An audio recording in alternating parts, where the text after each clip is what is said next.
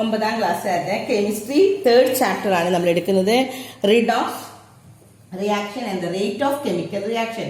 Redox പ്രവർത്തനങ്ങളും രാസപ്രവർത്തന വേഗം. നമ്മൾ കഴിഞ്ഞ ക്ലാസ്സിൽ പറഞ്ഞത് the factors which influence the rate of chemical reaction ആണെന്ന് പറഞ്ഞു അല്ലെ. 5 ഉണ്ടെന്ന് പറഞ്ഞു. അതിൽ ഫസ്റ്റ് വൺ നമ്മൾ പറഞ്ഞു nature of the reactance and the rate of chemical reaction ആണ്. രണ്ടാമത് നമ്മൾ പറഞ്ഞു the concentration and the rate of chemical reaction. ഇന്ന് നമ്മൾ മൂന്നാമത്തതാണ് തുടങ്ങുന്നത്. മൂന്നാമത്തെ പേജ് നമ്പർ 56 കേട്ടോ. മൂന്നാമത്തത് surface area of the solid and the rate of chemical reaction. എന്താണ്? ഖരപദാർത്ഥങ്ങളുടെ പ്രതല പരപ്പളവും രാസപ്രവർത്തന വേഗവും. ഖരപദാർത്ഥങ്ങളുടെയാണ് കേട്ടോ. സോളിഡ്സിന്റെ സർഫസ് ഏരിയയും and the rate of chemical reaction. അത് എന്താണെന്ന് നമുക്ക് ഇവിടെ പഠിക്കാനുണ്ട്. അത് അടുത്ത പേജില് പേജ് നമ്പർ 57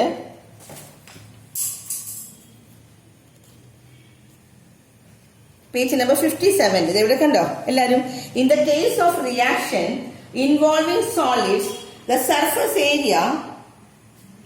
ഇതിലെ സർഫസ് ഏരിയക്ക് എന്താ സംഭവിക്കുന്നത്? In the case of the reaction involving solid, the surface area is a factor which influence the rate of reaction ആണ് എന്ന്. ഓക്സീകരണ വസ്തു ഈ ഖരവസ്തുക്കൾ ഉൾപ്പെട്ട രാസപ്രവർത്തനങ്ങളിൽ വേഗത്തെ സ്വാധീനിക്കുന്ന ഒരു ഘടകമാണ് പ്രതല പരപ്പളവ്. പ്രതല പരപ്പളവ് എന്ന് വെച്ചാൽ സർഫസ് ഏരിയ ആണ്. Reaction involving the solid surface area is the factor. ആദ്യത്തെ ഫാക്ടർ സർഫസ് ഏരിയ ആണെന്ന്, പ്രതല പരപ്പളവാണെന്ന്. ഇനി പറയണ ഈ ഖരപദാർത്ഥങ്ങളെ ചെറു കഷ്ണങ്ങളാക്കി മാറ്റുമ്പോൾ അല്ലെങ്കിൽ പൊടിച്ചു ഉപയോഗിക്കുമ്പോൾ അവിടെ പ്രതല പരപ്പളവ് കുറയും അല്ലെ. ശരിക്കും പ്രതല പരപ്പളവ് ഉണ്ടെങ്കിലാണ് ഖരവസ്തുക്കളുടെ രാസപ്രവർത്തനത്തിന്റെ വേഗത്തെ സ്വാധീനിക്കുന്നത് എന്ന്. അപ്പോ അത് പൊടിച്ചു കഴിഞ്ഞാൽ എന്ത് സംഭവിക്കും? ചെറിയ ചെറിയ കഷ്ണങ്ങളാക്കി മാറ്റി എന്ത് ചെയ്യും? പ്രതല പരപ്പളവ് കുറയുമെന്ന്. when the solids are made into small pieces of or powder, ഒന്നില്ലെങ്കിൽ ചെറിയ ചെറിയ കഷ്ണങ്ങളാക്കാം അല്ലെങ്കിൽ പൗഡർ പൊടിക്കുകയാണെങ്കിൽ their surface area എന്ത് സംഭവിക്കാം?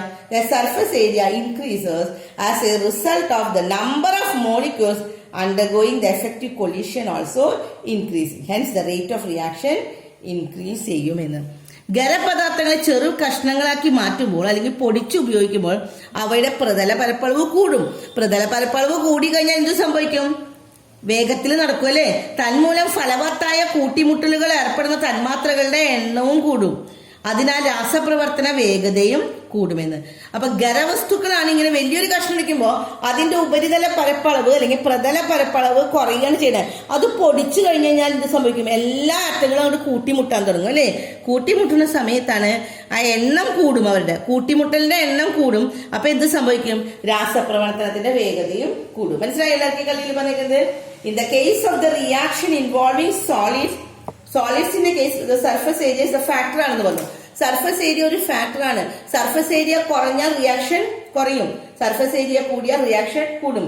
അപ്പൊ ഈ സോളിഡ്സിന് സർഫസ് ഏരിയ കൂട്ടണമെങ്കിൽ നമ്മൾ എന്ത് ചെയ്താൽ മതി? അത് പൊടിക്കുക, ചെറിയ ചെറിയ കഷ്ണങ്ങളാക്കാം അല്ലെങ്കിൽ പൗഡർ ആക്കാം. സർഫസ് ഏരിയ അപ്പോൾ ഇൻക്രീസ് ചെയ്യും. സർഫസ് ഏരിയ അങ്ങനെ കൂടിക്കഴിഞ്ഞാൽ the resulting number of the molecules undergoing the effective collision, ആ കൂട്ടിമുട്ടൽ കൊളീഷൻസ് കൂട്ടിമുട്ടൽ കൂടും. കൂട്ടിമുട്ടൽ കൂടുന്ന സമയത്ത് റിയാക്ഷനും വേഗം നടക്കുമെന്ന്. അടുത്തത് 4മത്തെയാണ്. അപ്പൊ മൂന്നാമത്തെ നമ്മൾ പറഞ്ഞു ഖരപദാർത്ഥങ്ങളിലെ പ്രതല പരപ്പളവും പ്രതല പരപ്പളവ് കൂടിയാൽ രാസപ്രവർത്തനത്തിന് വേഗത കൂടുമെന്ന്. ഇനി 4മത്തെ നമ്മൾ പറയുന്നത് താപനിലയും രാസപ്രവർത്തനം. ഇനി താപനിലയ്ക്ക് ടെമ്പറേച്ചറിന് എന്താ സംഭവിക്കുന്നത് നോക്കാം. രാസപ്രവർത്തനവും ടെമ്പറേച്ചറും തമ്മിലുള്ള റിലേഷൻ എന്താണെന്ന്. നമ്മൾ അതിന് മുൻപ് ഒരു തിയറി പഠിക്കണം, ത്രെഷോൾഡ് എനർജി എന്ന് പറയുന്നത്. എന്താണ് ത്രെഷോൾഡ് എനർജി എന്ന്? ത്രെഷോൾഡ് എനർജി തന്നെയാണ് മലയാളം മീഡിയത്തിൽ നോക്കാം. To take part in the chemical reaction, molecules should attain a certain minimum kinetic energy വേണമെന്ന്. ആൻഡ് ദിസ് എനർജിനെയാണ് ത്രെഷോൾഡ് എനർജി. എന്താണ് ത്രെഷോൾഡ് എനർജി എന്ന് മനസ്സിലാക്കാം. എന്നിട്ട് വേണം നമുക്ക് താപനിലയും രാസപ്രവർത്തനവും നടക്കുന്ന നോക്കാം. എന്താണ്? രാസപ്രവർത്തനത്തിൽ പങ്കെടുക്കുന്ന തന്മാത്രയ്ക്ക് ഒരു നിശ്ചിത അളവ് ഗതികോർജം വേണമെന്ന്, കൈനറ്റിക് എനർജി വേണമെന്നാണ് പറയുന്നത്. ഈ ഊർജത്തെയാണ് ത്രെഷോൾഡ് എനർജി എന്ന് പറയുന്നത്. മനസ്സിലായോ? എന്താണ് ത്രെഷോൾഡ് എനർജി? ബൈ ഹാർട്ട് പഠിക്കാട്ടോ. രാസപ്രവർത്തനത്തിൽ പങ്കെടുക്കുന്നതിന് തന്മാത്രകൾക്ക് ഒരു നിശ്ചിത അളവ് ഗതികോർജ്ജം വേണം, കൈനറ്റിക് എനർജി വേണം. അതിനെയാണ് നമ്മൾ ത്രെഷോൾഡ് എനർജി എന്ന് പറയുന്നത്. ഇനി നമ്മൾ പറഞ്ഞ നാലാമത്തെ എന്താണ് നമ്മൾ പറഞ്ഞത്? Temperature and rate of reaction ആണ്, താപനിലയും രാസപ്രവർത്തന വേഗതയും. അത് എങ്ങനെയാണ് നടക്കണേന്നുള്ളത് നമ്മൾ അടുത്ത പേജിലാണ്, പേജ് നമ്പർ 59 അതിനെ കുറിച്ച് പഠിക്കും. ത്രെഷോൾഡ് എനർജി നമ്മൾ പഠിച്ചു കഴിഞ്ഞു. ഇനി അടുത്ത് നമ്മൾ പറയാനുള്ളത് ഈ ടെമ്പറേച്ചർ ആൻഡ് റേറ്റ് ഓഫ് റിയാക്ഷനിൽ എന്താ സംഭവിക്കണേന്ന് നോക്കാം. താപനിലയും രാസപ്രവർത്തന വേഗതയിലും നടക്കുന്നത് എന്താണ്? താപനില രാസപ്രവർത്തന വേഗത്തെ സ്വാധീനിക്കുന്ന ഒരു പ്രധാന ഘടകമാണ്. നമ്മൾ പറഞ്ഞു ഉപരിതലം ഒരു പ്രധാന ഘടകം, ഇപ്പൊ പറഞ്ഞു താപനില ഒരു പ്രധാന ഘടകമാണ്. താപനില വർദ്ധിപ്പിക്കുമ്പോൾ രാസപ്രവർത്തനത്തിന്റെ വേഗത കൂടും. താപനില കൂട്ടിയാൽ നമ്മൾ പ്രതല സർഫസ് ഏരിയ കൂട്ടിയാൽ രാസപ്രവർത്തനം വേഗം കൂടുന്നു. അതുപോലെ തന്നെ താപനില വർദ്ധിപ്പിക്കുമ്പോൾ രാസപ്രവർത്തനത്തിന്റെ വേഗത കൂടും. ഓരോന്നും കമ്പാരിസൺ ചെയ്ത് പഠിക്കട്ടോ. നേരത്തെ പറഞ്ഞത് ഉപരിതല പരപ്പളവ് സർഫസ് ഏരിയ, പ്രതല പരപ്പളവ് കൂടിയാൽ എന്ത് കിട്ടുന്നു? നമുക്ക് രാസപ്രവർത്തനത്തിന് വേഗത കൂടും. അത് തന്നെയാണ് ഇവിടെ താപനിലയ്ക്കും അത് തന്നെയാണ്. താപനില കൂടിക്കഴിഞ്ഞാൽ രാസപ്രവർത്തനം കൂടും. ഇനി അടുത്ത അഞ്ചാമത്തെ ലാസ്റ്റ് ഘടകമാണ് ഉൾപ്രേരകവും രാസപ്രവർത്തന വേഗവും. ഉൾപ്രേരകങ്ങൾ catalyst and rate of reactions. എന്താണ് കാറ്റലിസ്റ്റും റേറ്റ് ഓഫ് റിയാക്ഷൻസും എന്താണ്? അതിൽ ഇവിടെ ഏതാണ് പഠിക്കാനുള്ളത്? കിട്ടിയില്ല എല്ലാവർക്കും? കാറ്റലിസ്റ്റ് എന്താണെന്നുള്ളത്. കാറ്റലിസ്റ്റ് ആർ ദ സബ്സ്റ്റൻസസ് സ്വയം സ്ഥിരമായ രാസമാറ്റത്തിന് വിധേയമാകാതെ രാസപ്രവർത്തന വേഗത്തിൽ മാറ്റമുണ്ടാക്കുന്ന പദാർത്ഥങ്ങളെയാണ് ഉൾപ്രേരകങ്ങൾ എന്ന് പറയുന്നത്. എന്താണ് ഉൾപ്രേരകം? ഉൾപ്രേരകവും രാസപ്രവർത്തന വേഗത്തിനെയും കുറിച്ചാണ് ഇവിടെ പറയുന്നത്. എന്താണ് ഉൾപ്രേരകം എന്ന് പറഞ്ഞാൽ എന്താണ്? സ്വയം സ്ഥിരമായ രാസമാറ്റത്തിന് വിധേയമാകാതെ രാസപ്രവർത്തന വേഗത്തിൽ മാറ്റം ഉണ്ടാക്കുന്ന പദാർത്ഥത്തിനെയാണ്. സ്വയം അവരൊന്നും ചെയ്യില്ല, പക്ഷെ രാസപ്രവർത്തന വേഗത്തിൽ മാറ്റം ഉണ്ടാക്കും. ആ പദാർത്ഥങ്ങളെയാണ് നമ്മൾ ഉൾപ്രേരകങ്ങൾ. കേട്ടോ കാറ്റലിസ്റ്റ് എന്താണെന്ന്. What is catalyst? Catalyst are the substance which alter the rate of chemical reaction. Chemical റിയാക്ഷന്റെ റേറ്റ് മാറ്റാനായിട്ട് ഇവരെ കൊണ്ട് സാധിക്കും. Without themselves undergoing any permanent chemical change. പക്ഷെ അവർക്ക് ഒരു കെമിക്കൽ ചേഞ്ചും പെർമനന്റ് ആയിട്ട് സ്ഥിരമായിട്ട് ഒരു ചേഞ്ചും അവർക്ക് വരില്ല. പക്ഷെ എന്തിനു സാധിക്കും? കെമിക്കൽ റിയാക്ഷന്റെ റേറ്റ് മാറ്റം വരുത്തും. അങ്ങനെ ചെയ്യുന്ന വസ്തുക്കളെയാണ് നമ്മൾ ഉൾപ്രേരകങ്ങള് കാറ്റലിസ്റ്റ് എന്ന് പറയുന്നത്. ഇനി കാറ്റലിസ്റ്റ് ഇവിടെ രണ്ട് തരം കാറ്റലിസ്റ്റ് ഉണ്ട്. പോസിറ്റീവ് കാറ്റലിസ്റ്റും നെഗറ്റീവ് കാറ്റലിസ്റ്റും എന്താണെന്ന് നോക്കാം. നമുക്കത് അടുത്ത പേജിലാണ്. പോസിറ്റീവ് കാറ്റലിസ്റ്റും നെഗറ്റീവ് കാറ്റലിസ്റ്റും.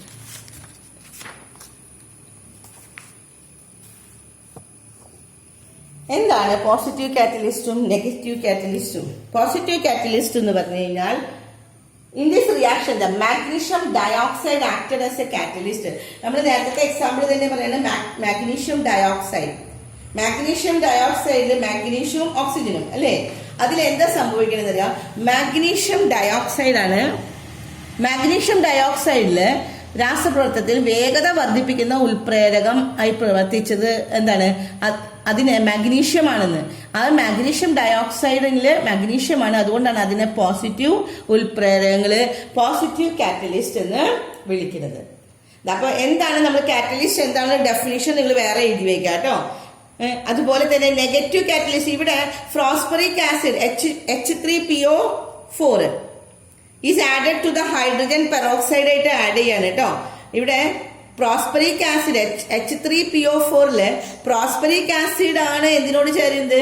ഹൈഡ്രജൻ പെറോക്സൈഡിന്റെ കൂടെ അല്പം ഫോസ്ഫറിക് ആസിഡ് ചേർക്കുന്നു.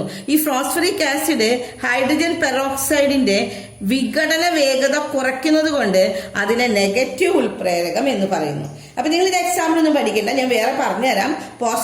പോസിറ്റീവ് ഉൾപ്രേരകം എന്താണ്, നെഗറ്റീവ് ഉൾപ്രേരകം, ഇതിൽ നിന്ന് നമ്മളൊരു ഡെഫിനിഷൻ ആയിട്ട് നിങ്ങൾ എഴുതി വെക്കാം. വാട്ട് ഈസ് പോസിറ്റീവ് കാറ്റലിസ്റ്റും ആൻഡ് വാട്ട് ഈസ് നെഗറ്റീവ് കാറ്റലിസ്റ്റും. എന്താണ് പോസിറ്റീവ് കാറ്റലിസ്റ്റ് എന്ന് എഴുതിയേക്കാം. എന്താണ്?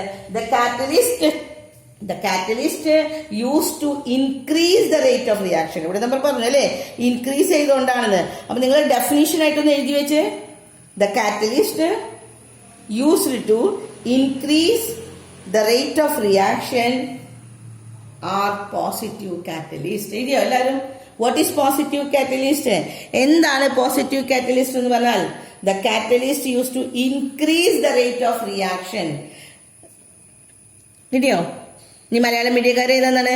രാസപ്രവർത്തനത്തിന്റെ വേഗത വർദ്ധിപ്പിക്കുന്ന ഉൾപ്രേരകങ്ങളെയാണ് പോസിറ്റീവ് ഉൾപ്രേരകങ്ങൾ. എന്താ കിട്ടിയ? രാസപ്രവർത്തനത്തിന്റെ വേഗത വർദ്ധിപ്പിക്കുന്ന ഉൾപ്രേരകങ്ങളെ നമ്മൾ എന്തെന്ന് പറയും? പോസിറ്റീവ് ഉൾപ്രേരകങ്ങൾ. കിട്ടിയില്ലേ? ഇനി എന്താണ് നെഗറ്റീവ് കാറ്റലിസ്റ്റ്? ഇതുപോലെ തന്നെ എന്താണ്? ആ ഇൻക്രീസിന്റെ അവിടെ റെഡ്യൂസ് നോക്കിയാൽ മതി. The catalyst use to reduce the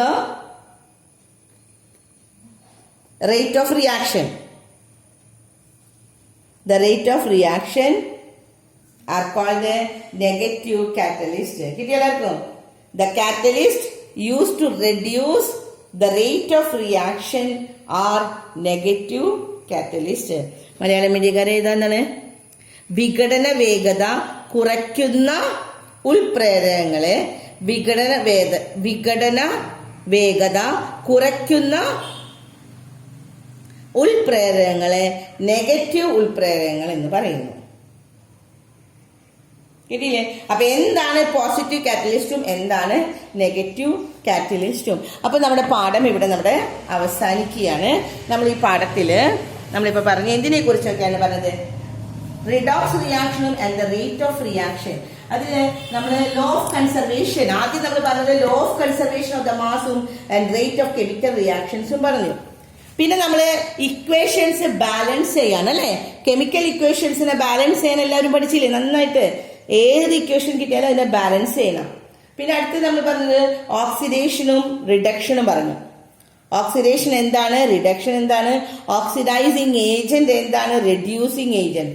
oxidation നടക്കുന്ന പ്രവർത്തനം ചെയ്യുന്ന ഇതിനെയാണ് നമ്മൾ റെഡ്യൂസിങ് ഏജന്റ് എന്നും പറയുന്നതും, റിഡക്ഷൻ എന്ന പ്രവർത്തനം നടക്കുന്നതിനെ റെഡ്യൂസിങ് ഏജന്റ് എന്നും. പിന്നത്തെ നമ്മളൊരു പ്രോബ്ലം നമ്മൾ കണ്ടുപിടിക്കാനായിട്ട്, അപ്പൊ ഇതിൽ 2 പ്രോബ്ലംസ് ആണ് വരാനുള്ളത്. ഒന്ന് നമ്മൾ പറഞ്ഞു കെമിക്കൽ ഇക്വേഷൻസ് എഴുതാൻ, എല്ലാവർക്കും കിട്ടുന്ന ഷുവർ ക്വസ്റ്റ്യൻ ആണ്.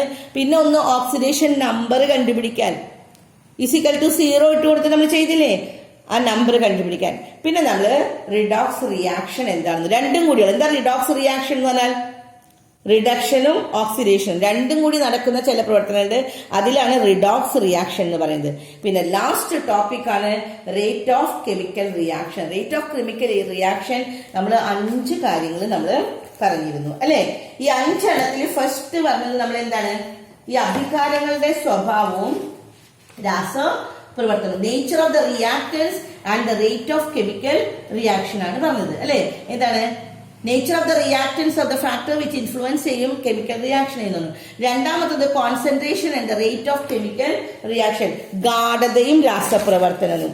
അതിൽ നമ്മൾ പറഞ്ഞു ഗാഢത കൂടിക്കഴിഞ്ഞാൽ തന്മാത്രകളുടെ എണ്ണം കൂടും, അപ്പൊ കൂട്ടിമുട്ടലിന്റെ എണ്ണം കൂടുന്നു, അപ്പൊ രാസപ്രവർത്തന വേഗത്തിൽ നടക്കുന്നു. മൂന്നാമത്തെ നമ്മൾ പറഞ്ഞു ഖരപദാർത്ഥങ്ങളുടെ പ്രതല പരപ്പളവും രാസപ്രവർത്തന വേഗവും, സർഫസ് ഏരിയ ഓഫ് ദ സോളിഡും റേറ്റ് ഓഫ് കെമിക്കൽ റിയാക്ഷനും.